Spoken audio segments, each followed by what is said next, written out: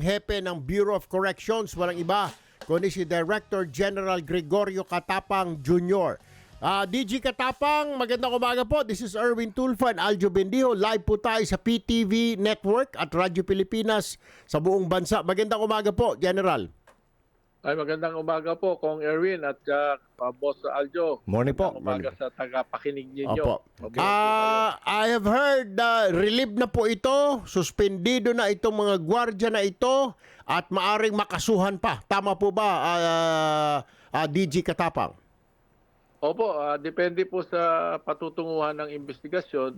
Kung may pagkakakulang sila o pagmamalabis, pwede po silang maparusahan. Opo. Hopefully, lumabas po lahat sa investigasyon na ito. And of course, nabalitaan ko na may congressional hearing, nagpo-propose sila, and there's human rights, meron din silang parallel investigation. Lahat po yan welcome para maayos po natin kung anong pagkukulang o pagkakamali ng Bucor. Ano ho bang talagang standard operating procedure, DG Catapang, pagdalaw ng isang PDL? What will she or he has to do? She pala, kasi babae, lalaki ang mga PDL natin dyan.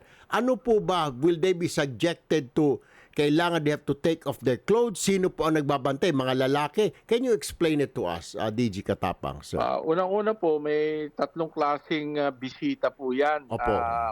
Lalo na kung mag-asawa o yung asawa ang binibisitang, lalaking asawa ang binibisita.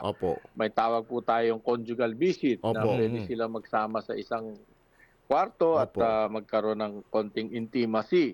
Meron din po na stay-in o mag-overnight sila. Kasama nila yung doon sa merong family room naman doon na magkakasama ang pamilya.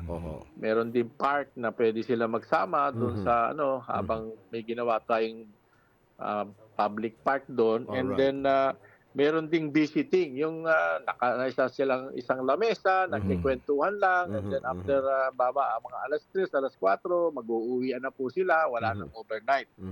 Pero kung mag-overnight po kasi, ini-inspection po dahil kadalasan po may kumisan na may dalang mga na itinatago sa private parts na hindi naman po ito, talaga nangyayari po ito. Kasi nga, nung isang araw, merong bisita na babae, tinago niya po yung tabako, and then may cellphone pa, may charger, at saka may hearing device. So, Saan tinago, DG? Yung cellphone. Sa private part? Private part niya po. Paano nagkasya yun doon? Laki naman ng cellphone na yun. Cellphone. Kaya ako rin po. Grabe na yun. Baka doon sa front door at saka sa back door, tinago. Gano'ng kalaki cellphone? Opo. Maliit lang po, slim lang, pero slim. ang kwento pa nga nila, nag-ring daw, kaya nalaman. Diyos ko po, nag-vibrate pa siguro. Panginoong ko. Manipis pero malapad ho ba? Anyway. Opo, meron tayong picture. Sige nga, bigay ang niyo po. nirereklamo, Pakikita ko sa inyo. ang nirereklamo, DJ, baka lalaki ba naggaganito? Babae ang nagbabantay? They be subjected babae na ang babae. Kasi may mga report na lalaki daw nakapanood, nanonood. Ay, hindi po pwede yun. Wala lalaki. Opo. Kasi sila naman po, itong nagrereklamo, na po, parang sanay na po sila sa bisita dito. Ang total number of visits po ni Ma'am Gloria Almonte, 19. Ay yung si Maricel Alcantara naman po, 16. Kaya nagtataka naman ako, bakit ngayon lang, sa dami-dami naman ng nila, bisita nila ng ginawa, ngayon lang po nagreklamo. Bakit hindi doon sa simula pa lang na nagkaroon ng strip search, nareklamo na sila. Baka naman siguro, nung araw na yon medyo na-strictohan sila o what is the normal, na bago sila. Yun po, may doon po lalabas yun. Kaya yung lahat ng bisita nila, imbestigahan po lahat ng bisita nila. May mga tanong po ang mga netizens natin na DG Catapang. bakit ninilan daw po K9? Ang K9 nakakaamoy kahit na nakadamit pa, or X-ray machine man lang yung ginagawa sa mga Dubai Airport. Pag dumaan, nakikita na may mga kahit sa tiyan, nilunok na yung drug sa tiyan, nakikita ng X-ray po doon yung sa... aso po, degrading po yun kasi nakakahiya naman po yung aso na Amoy-amoy ka ng nag-aamoy aso. di ba? Aakit siya, dadambehin siya ng aso, aamoyin dun sa private parts siya. Lalo rin po human rights yun. Bawal po yun. Ang pinakamaganda nga po kung yung proposal ni Congressman Barbers na paigtingin ang pagkontrol ng pagpasok ng droga o kontrabando sa lahat ng kulungan, naaring BJMP, Provincial Jail, pati Bucor, through gadgets. Yun po, kaya mga X-ray. Opo, yung X-ray machine. Opo, parang sa airport, pipita ka, isa-isahin kayo. Pag may makita na foreign object sa katawan mo, yun, ma-inspection ka na. May budget na ba? So medyo, ito pong search na ito, yung mga ganitong klase na pinaghuhubad, ay kasama po talaga sa standard operating procedure ng isang dalaw. Pero babae ang nagpapastrip search. Babae po, at saka nasa kwarto sila. Silang dalawa lang. Okay. Wala naman pong ano yun. Just in case lang kung merong ebidensya, yun, matatawag na po yung babae din na investigador.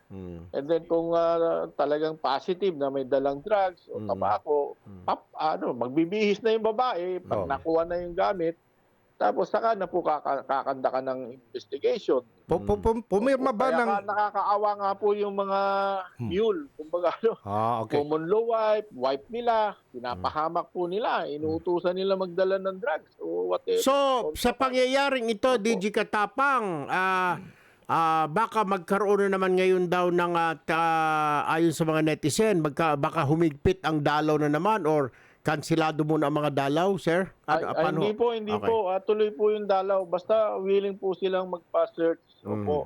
Kasi pero yung strip search, tuloy pa rin? Or paano ho ito ngayon? Tuloy pa rin po kasi, depende po kasi sa mag-i-inspect yan eh. Trained naman po yung mga inspector namin babae. Discretion po namin nila yan. Hindi naman po kailangan kami nandun mismo. Nag-monitor. Baka mamaya kami makasilip na hindi yung naghuhubad yung babae. Kami pa makakasuhan. So, ano po talaga yan?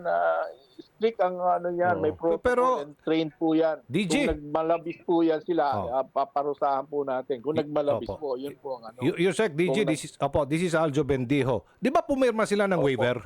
Itong pumipirma po sila kasi hindi naman po sila check-upin kung walang waiver. Okay.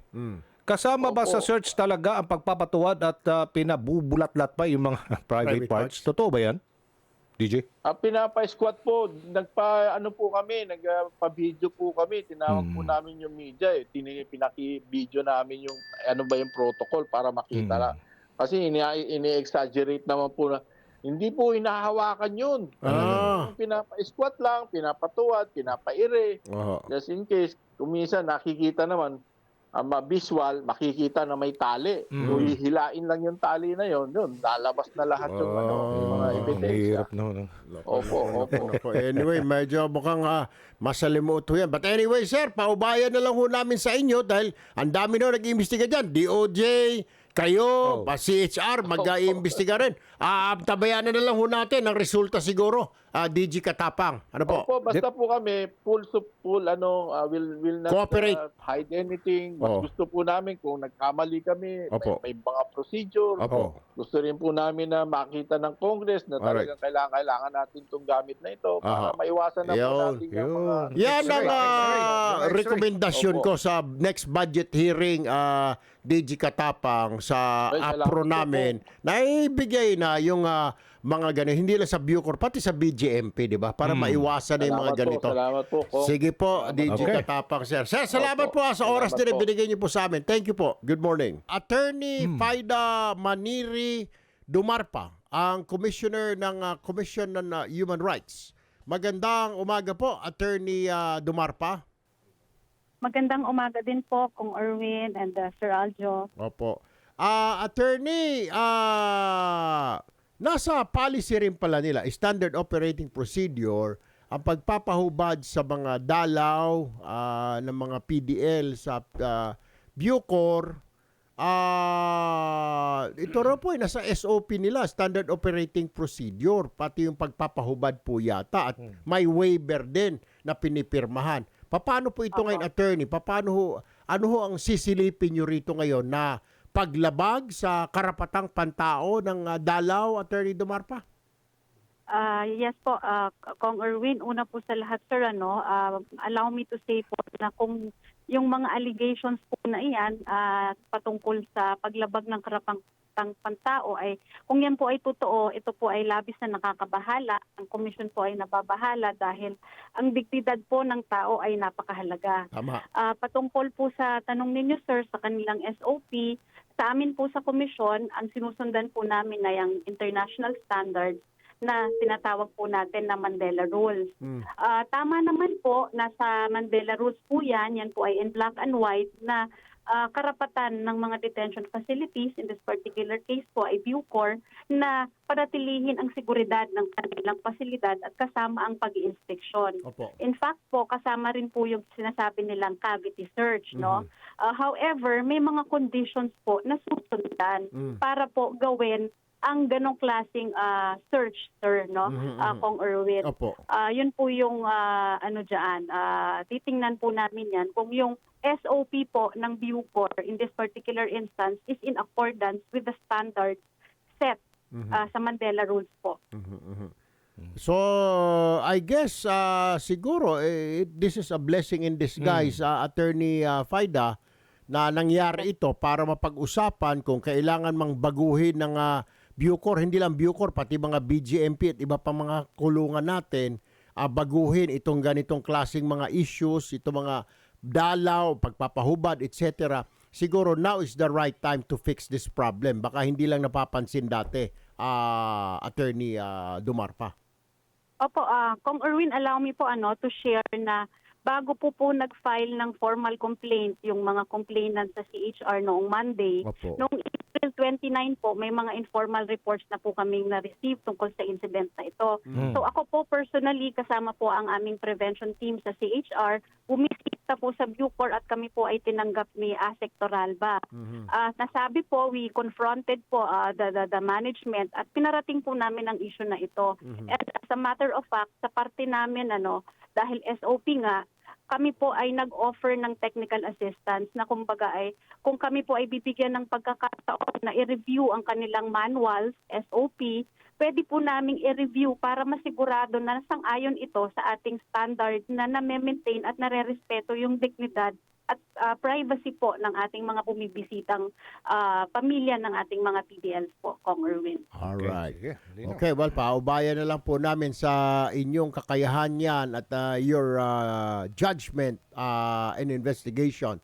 Thank you po, Attorney Faida Maniri Dumarpa, Commissioner po ng Commission on Human Rights. Magandang umaga po, mabuhay po kayo. Magandang umaga rin po.